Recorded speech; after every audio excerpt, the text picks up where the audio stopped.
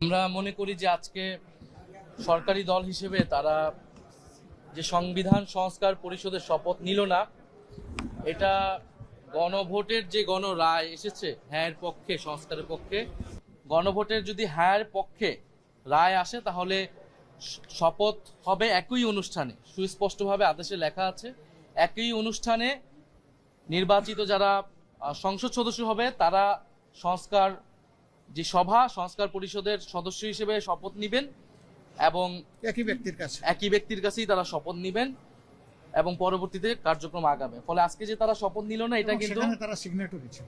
হ্যাঁ, তারা এটাতে সাইনও করেছে, জুলাই সনদ, যার ভিত্তিতে হচ্ছে পরবর্তীতে আদেশ হয়েছে এবং এই আদেশটাকে কিন্তু তারা মেনে নিয়েছে, গণভোটকে তারা মেনে নিয়েছে, গণভোটে তারা অংশীদার ছিল। ফলে যেই ব্যাখ্যা তারা দিচ্ছে এই ব্যাখ্যাটি একেবারেই গ্রহণযোগ্য নয়, কারণ গণভোট বলতেছে সংবিধানে নাই, গণভোট জিনিসটাই সংবিধানে ছিল না। গণভোটের বৈধতা হচ্ছে সেই আদেশ।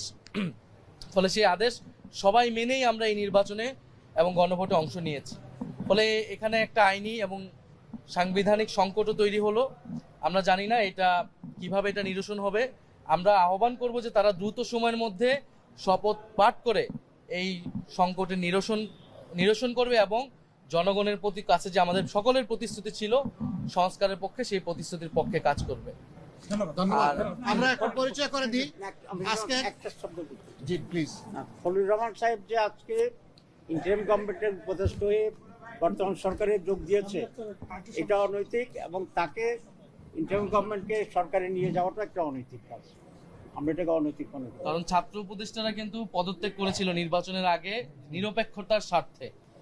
তখন কিন্তু ব্লেম দেওয়া হয়েছিল যে এই ছাত্র উপদেষ্টা একটা দলের সাথে সংযুক্ত, তারপরেও ছাত্র উপদেষ্টা পদত্যাগ করেছিল।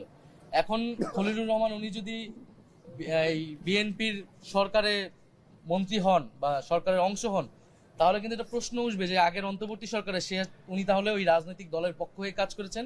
এবং নির্বাচনে যে ইঞ্জিনিয়ারিং এর কথা আমরা বলতেছি, আমরা যেটা দেখলাম যে কারচুপি হলো, ফলাফলে কারচুপি হলো এবং অনেকগুলো আসন হারিয়ে দেওয়া হলো আমাদেরকে, এবং পরিকল্পনা করে 2/3 আসন সরকারি দল নিয়ে নিল। এই সংবিধান সংস্কার যাতে না হয়, এই জটিলতা, এটা কিন্তু পুরাটা একটা ইঞ্জিনিয়ারিং আজকে আমরা দেখতে পাচ্ছি। আজকে জাতির সামনে সেটা উন্মোচন হচ্ছে খলিলুর রহমানের সেই মন্ত্রিসভায় যোগ দেওয়ার মাধ্যমে।